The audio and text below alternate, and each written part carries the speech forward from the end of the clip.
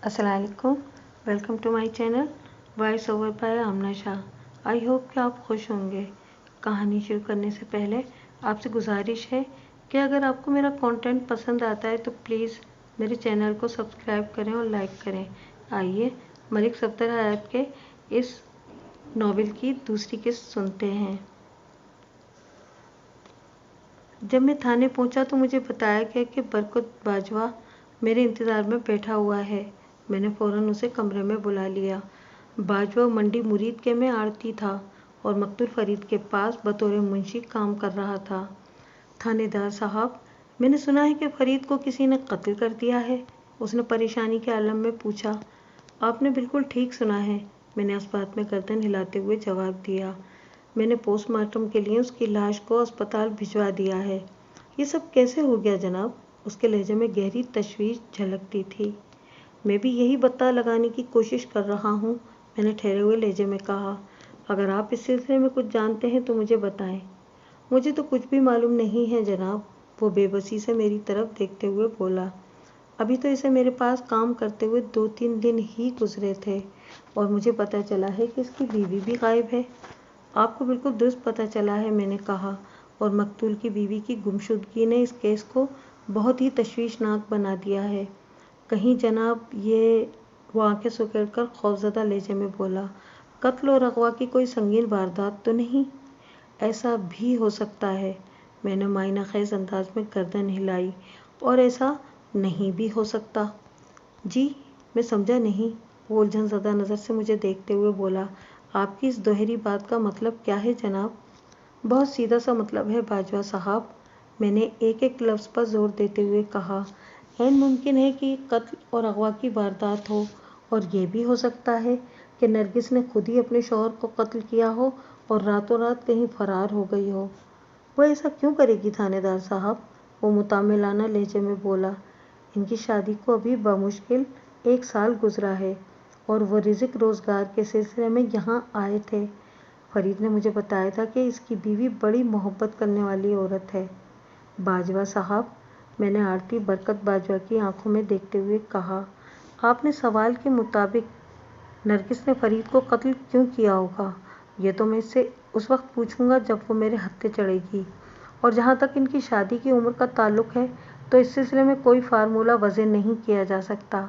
कोई भी शख्स अपनी शरीक हयात को शादी के फ़ौरन बाद भी मौत के घाट उतार सकता है, और साल, 2 साल, 5 साल, 10 साल के बाद भी वो ऐसा कारनामा अंजाम दे सकता है।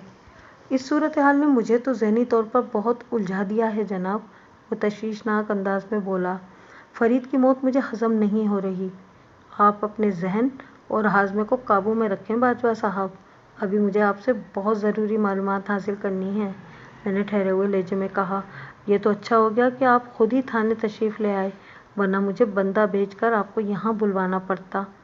मसलन कैसी मालूमात? वो बेचैनी से बोला। मसलन ये, मैंने बदस्तूर उसकी आंखों में झांकते हुए सवाल किया। क्या आप फरीद को पहले से जानते थे?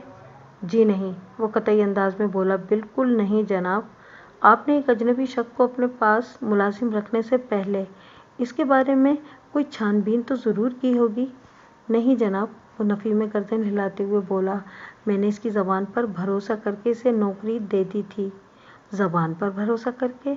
मैंने खुद कलामी के अंदाज में बरकत बाजवा के अल्फाज दोहराए और पूछा, मकतूल ने अपने बारे में आपको क्या बताया था? यही कि वो, बरकत बाजवा वजाहत करते हुए बोला, इनकी शादी को लगभग 1 साल हुआ था। फरीद गांव की ज़िंदगी में ख़ुद को ज़्यादा फिट महसूस नहीं करता था, इसलिए वो रोज़गार के सिलसिले में यहाँ आ गया था। जब उसने मुझे बताया कि वो बखूबी लिखना पढ़ना जानता है तो मैंने इसे अपने पास मुंशी रख लिया। सच्ची बात तो यह है जनाब, लम्हाती तवक्कुफ़ करके उसने कहा और गहरी सांस ली, फिर अपनी बात मुकम्मल करते हुए बोला, इन दिनों मुझे अपने कारोबार के लिए एक मुंशी की अशद ज़रूरत थी और दूसरी तरफ फरीद भी मुझे इंतहाई ज़रूरतमंद नज़र आया, लिहाजा किसी किस्म की जांच पड़ताल के बगैर मैंने उसे अपने पास मुलाजिम रख लिया था। वो कमोबेश 3 दिन तक आपके पास काम करता रहा, मैंने सवालात के सिलसिले को आगे बढ़ाते हुए कहा।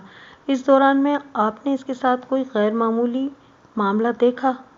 गैर मामूली मामला? वो पुरसोच अंदाज में बोला, जनाब, परसों रात आपके बندے ان دونوں میاں بیوی کو پکڑ کر تھانے لے گئے تھے اور اگلی صبح آپ نے ایک اہلکار کو تصدیق کے لیے میرے پاس بھیجا تھا۔ اس کے علاوہ کوئی اور واقعہ؟ میں نے کہا، خاص طور پر کل دن میں آپ نے کوئی ایسی بات نوٹ کی جو خلاف معمول کہی جا سکے؟ نہیں جی، وہ نفی میں گردن ہلاتے ہوئے بولا، ایسی کوئی بات میرے علم میں نہیں ہے۔ پچھلے 2-4 دنوں میں کوئی شخص مقتول سے ملنے آیا ہو؟ جب برکت باجوہ نے میرے اس سوال کا بھی نفی میں جواب دیا تو پھر میں نے اس سے مزید کچھ پوچھنا مناسب نہ سمجھا اور اس ہدایت کے ساتھ اسے رخصت کر دیا، باجوہ صاحب، اپنی آنکھیں اور کان کھلے رکھیے گا اور مقتول کے بارے میں اگر کوئی بھی چھوٹی بڑی بات آپ کے علم میں آئے تو مجھے ضرور بتائیے گا۔ اس نے میری ہدایت پر عمل کرنے کا وعدہ کیا۔ پھر پوچھا، آپ نے اس واقعے کی اطلاع رتہ والی بھی پہنچائی ہے یا نہیں؟ میں اپنے ایک بندے کا انتظار کر رہا ہوں، باجوہ کی بات پوری ہونے سے پہلے ہی میں نے کہہ دیا۔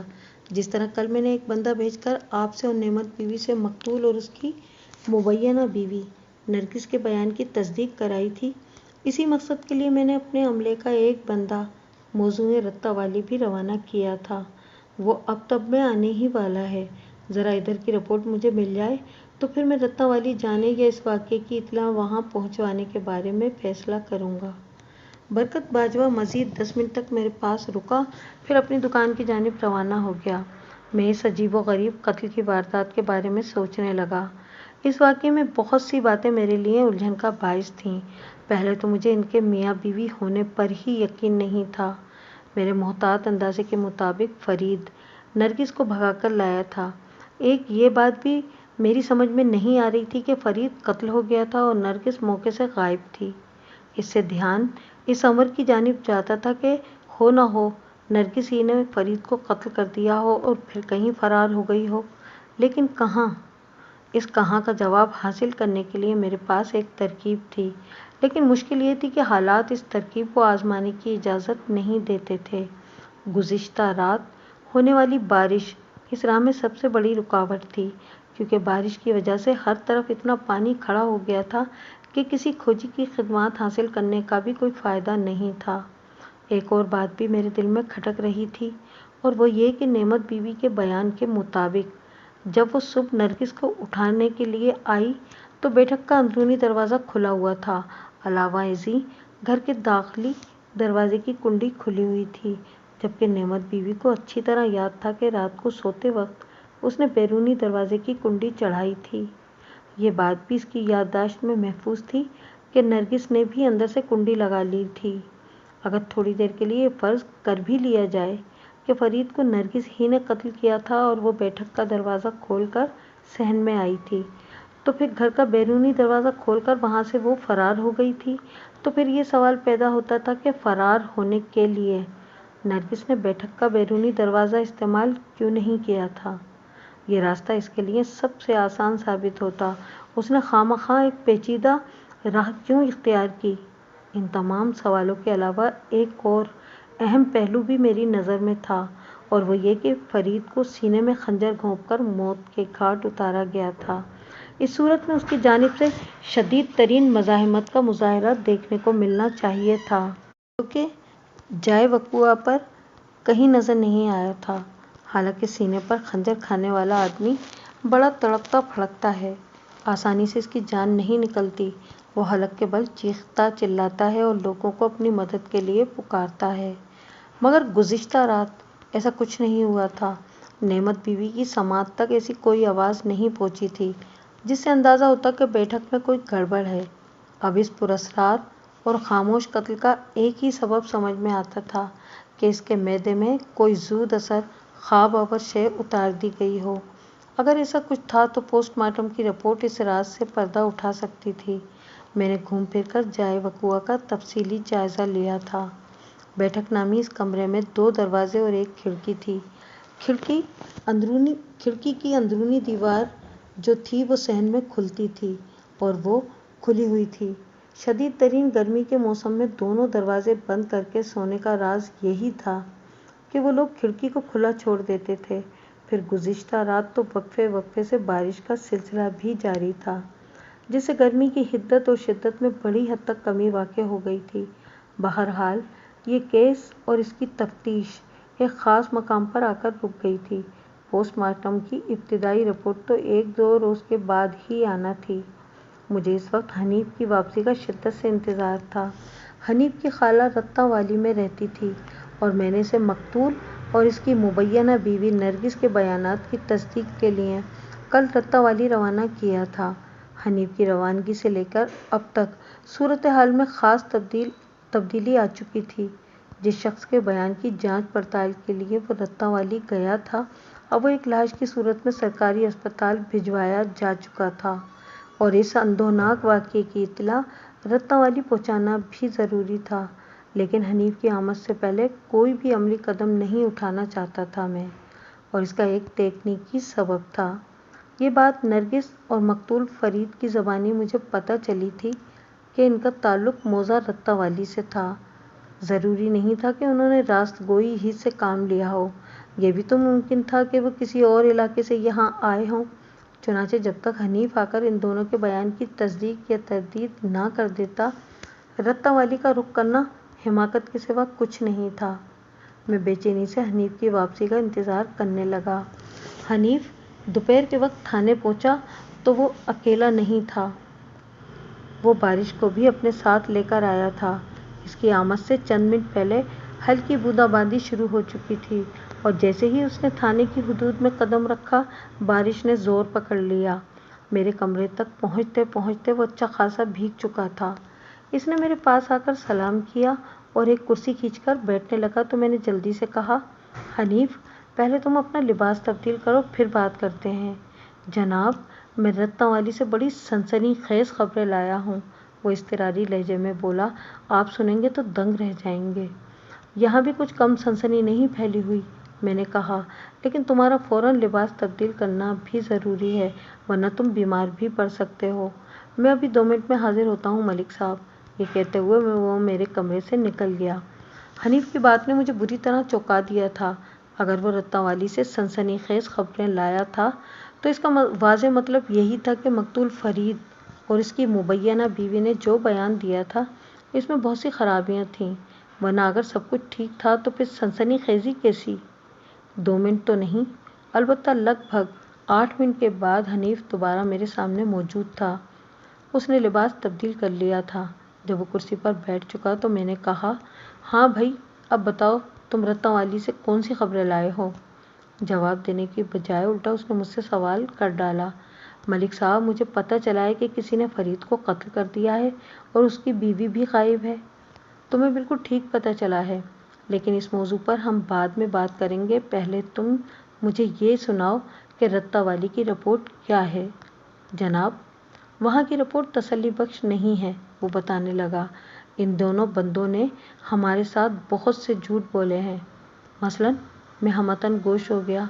ان لوگوں نے کس قسم کی دروغ گوئی کی تھی؟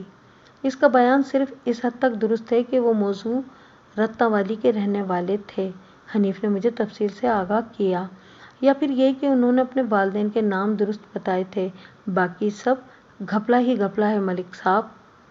کہیں تم یہ تو نہیں کہنا چاہ رہے کہ وہ دونوں میاں بیوی نہیں تھے؟ میں نے سب سے پہلے اپنے ذہن میں موجود خدشے کی تصدیق ضروری جانی۔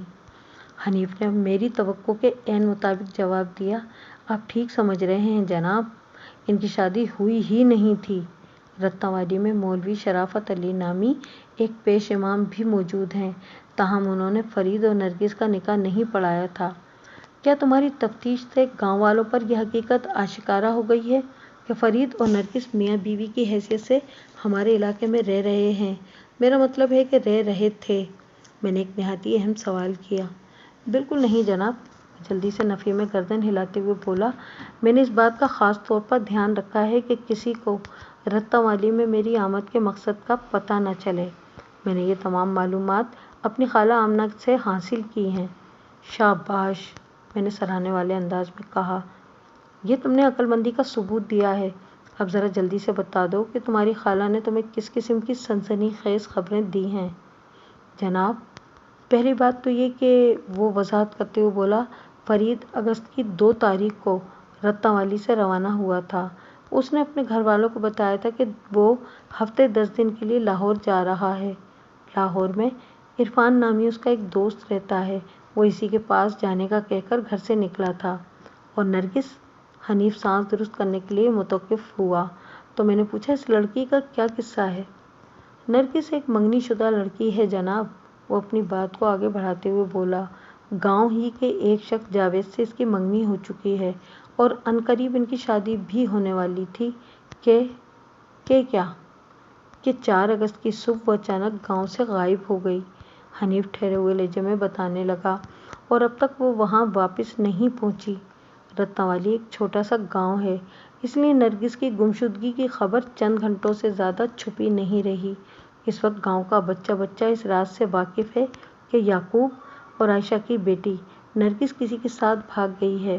کس کے ساتھ، اس بارے میں مختلف قسم کی باتیں ہو رہی ہیں، کوئی متفقہ رائے سامنے نہیں آئی۔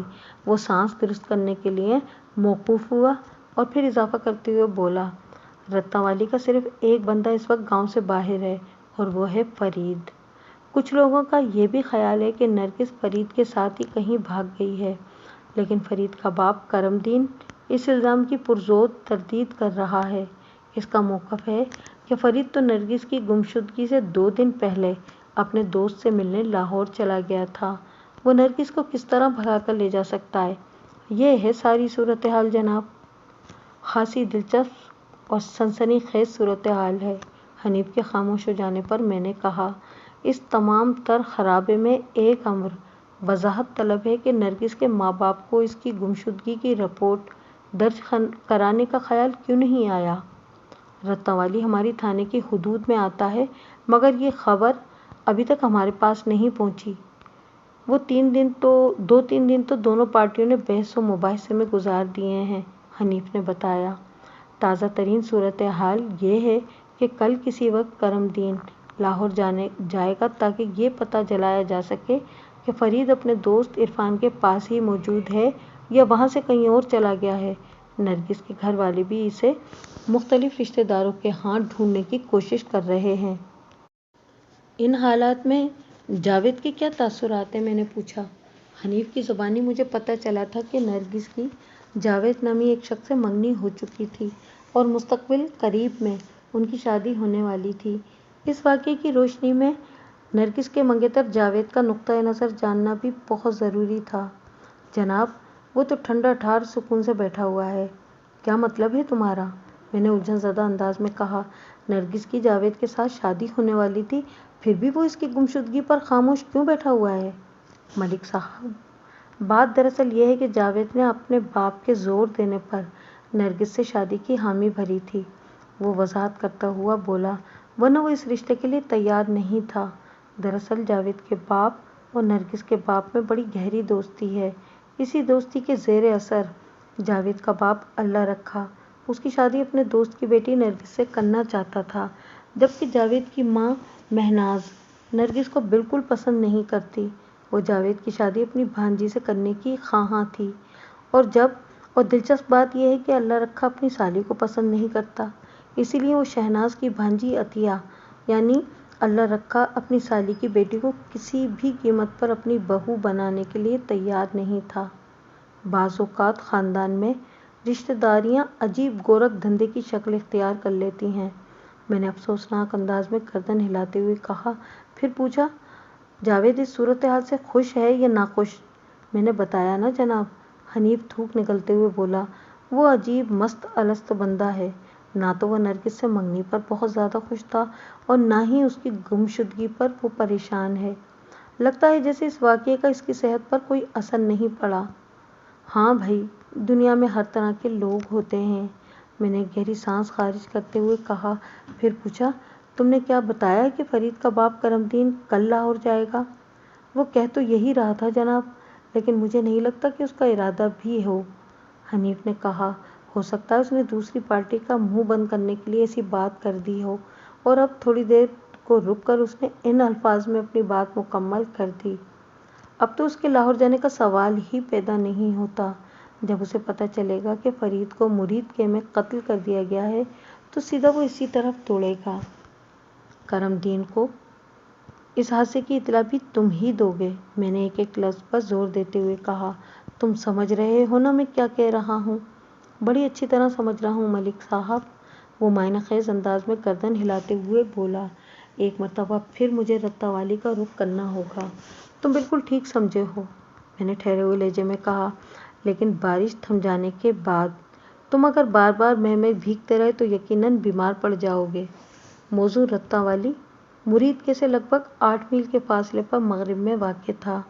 مرید کے سے ایک کچا راستہ رتہ والی گاؤں میں تک جاتا تھا، جس پر سائیکل، ٹانگیں، بیل گاڑیاں وغیرہ محو سفر رہتی تھیں۔ حنیف نے رتہ والی آمد و رفت کے لیے اپنی سائیکل استعمال کی تھی۔ میں آئندہ آدھے گھنٹے تک اپنے ان حالات پر غور کرتا رہا۔ میں نے اسے اچھی طرح سمجھا دیا کہ وہاں جا کر اسے کیا کرنا ہے۔ مجھے یقین تھا کہ اس واقعے کی اطلاع پاتے ہی دونوں پارٹیاں تھانے پہنچ جائیں گی، یعنی مقتول فرید کے گھر والے اور گمشدہ نرگس کے والدین۔ دونوں فریقین سے ملاقات کے بعد ہی اس معمے کا کوئی حل سامنے آ سکتا تھا۔ جب سہ پہر تک بھی بارش کے رکنے کا ارادہ ظاہر نہ ہوا تو میں نے حنیف کو رتہ والی بھجوانے کے لیے ایک ٹانگے کا بندوبست کروا دیا۔ فرید کی اندھوناک موت کی خبر اس کے گھر والوں تک پہنچانا بہت اہم تھا۔ میں امید کر رہا تھا کہ حنیف 2 گھنٹے یا زیادہ سے زیادہ 3 گھنٹے کے بعد واپس آ جائے گا، لیکن مغرب کی اذان تک بھی جب اس کی واپسی نہیں ہوئی تو میں تھانے سے اٹھ آیا۔ شبینہ ڈیوٹی والے اے ایس آئی کو میں نے خاص طور پر ہدایت کر دی تھی کہ جیسے ہی حنیف واپس آئے مجھے بلا لیا جائے۔ ان دنوں میری رہائش تھانے کے عقبی حصے میں واقع سرکاری کوارٹر میں تھی۔ جب تک میری شادی نہیں ہوئی تھی میں اپنے قیام کے لیے سرکاری کوارٹر ہی کو استعمال کرتا تھا۔ شادی کے بعد اور خصوصاً جب میں بچوں والا ہو گیا تو پھر میری یہی کوشش ہوا کرتی تھی کہ میں تھانے سے قریب ترین کسی محلے میں رہائش اختیار کروں۔ مجھے اپنی فیملی کو تھانے کی حدود میں رکھنا اچھا نہیں لگتا تھا۔ میں نے اپنے کوارٹر میں آ کر مغرب کی نماز ادا کی، پھر رات کے کھانے سے فارغ ہونے کے بعد کوارٹر کے برآمدے میں کرسی ڈال کر بیٹھ گیا۔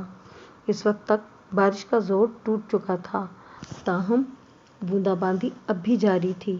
میرا ہمیشہ سے یہ معمول رہا ہے کہ میں رات کا کھانا یعنی ڈنر مغرب اور عشاء کی نماز کے درمیان کر لیا کرتا ہوں، اور عشاء کی نماز سے فارغ ہونے کے بعد میں سونے کے لیے لیٹ جایا کرتا ہوں تاکہ فجر کی نماز کے لیے الحد صبح اٹھنے میں کوئی دقت محسوس نہ ہو۔ شہری زندگی میں ان فطری معمولات کا جاری رکھنا بہت مشکل ہے، لیکن چونکہ گاؤں دیہات کا مزاج ہی کچھ اسی قسم کا ہوتا ہے، اس لیے اس روٹین کو فالو کرنے کے لیے کوئی ہل بیل لگتے نہیں ہیں۔ میں اپنے کوارٹر کے برآمدے میں آرام کرسی پر بیٹھا فرید اور نرگس کے بارے میں ہی سوچ رہا تھا۔ حنیف کی زبانی جو حالات مجھ تک پہنچے تھے ان کی روشنی میں میرا ذہن ایک خاص زاویے پر آگے بڑھ رہا تھا۔ نرگس جاوید کی منگیتر تھی، لیکن جاوید کو اس کی ذرہ برابر پرواہ نہیں تھی۔ میرے سامنے تھانے میں بلکہ نعمت بی بی اور برکت باجوہ کو بھی فرید نے یہی بتایا تھا کہ نرگس اس کی بیوی ہے اور ان کی شادی 1 سال پہلے ہوئی تھی، جبکہ یہ کھلا جھوٹ تھا۔ اس صورتحال میں تو یہی کہا جا سکتا تھا کہ نرگس جاوید کو قطعی ناپسند کرتی ہوگی، جبکہ نرگس اور فرید میں پسندیدگی کا کوئی نہ کوئی رشتہ ضرور استوار تھا، جبھی وہ اس کے ساتھ نظر آ رہا تھا۔ یہ امر بھی مصدقہ ہی نظر آتا تھا کہ 4 اگست کی صبح نرگس نے فرید ہی کی خاطر رتہ والی کو خیر باد کہہ دیا تھا، جبکہ فرید 2 دن پہلے رتہ والی سے نکل چکا تھا۔ ان دونوں کے درمیان کسی قسم کی منصوبہ بندی طے تھی۔ وہ دونوں کہاں پر ایک دوسرے سے ملے اور کیا سوچ کر انہوں نے مرید کے کا رخ کیا، یہ تمام تر سوالات غور طلب تھے، اور ان سب سے زیادہ تشویشناک ایک سوال یہ بھی تھا کہ آیا انہوں نے آپس میں شادی کر لی تھی یا بغیر نکاح کے ایک چھت کے نیچے میاں بیوی کی حیثیت سے رہ رہے تھے۔ میں جیسے جیسے اس مسئلے پر سوچ کے گھوڑے دوڑانے لگا میرا ذہن الجھتا چلا گیا۔ جب رات کے 10 بجے تک بھی حنیف کی واپسی نہ ہوئی تو میں سونے کے لیے لیٹ گیا۔ رات گزارنے کے لیے میں نے صحن کے بجائے برآمدے ہی میں چرپائی لگا لی تھی، کیونکہ بارش نے ایک مرتبہ پھر انگڑائی لے کر چھما چھم رقص شروع کر دیا تھا۔ حنیف کے واپس نہ آنے کا بنیادی سبب بھی یہ بارش ہی تھی۔ اگلی صبح بڑی خوشگوار اور روشن تھی۔ آسمان پر کہیں کہیں ٹکڑیوں کی صورت میں بادل دکھائی دیتے تھے، تاہم مطلع مجموعی طور پر صاف تھا، نرم، اور دھوپ چاروں طرف پھیلی ہوئی تھی۔ یہ صبح کا سما تھا۔ اگر دن بھر یہی صورتحال رہتی تو فضا کی خوشگواریت کو رفو چکر ہونے میں زیادہ دیر نہ لگتی۔ میں حسب معمول تیار ہو کر تھانے پہنچا تو 10 منٹ کے بعد مجھے حنیف کی آمد کی اطلاع مل گئی۔ وہ کل سپہر جس تانگے پر سوار ہو کر رتّا والی گیا تھا، اسی میں اس کی واپسی بھی ہوئی تھی، اور وہ اپنے ساتھ رتّا والی سے 2 افراد کو بھی لے کر آیا تھا۔ نمبر 1 مقتول کا باپ کرم دین اور نمبر 2 نرگس کی ماں عائشہ بی بی۔ میں نے فوراً ان لوگوں کو اپنے پاس بلا لیا۔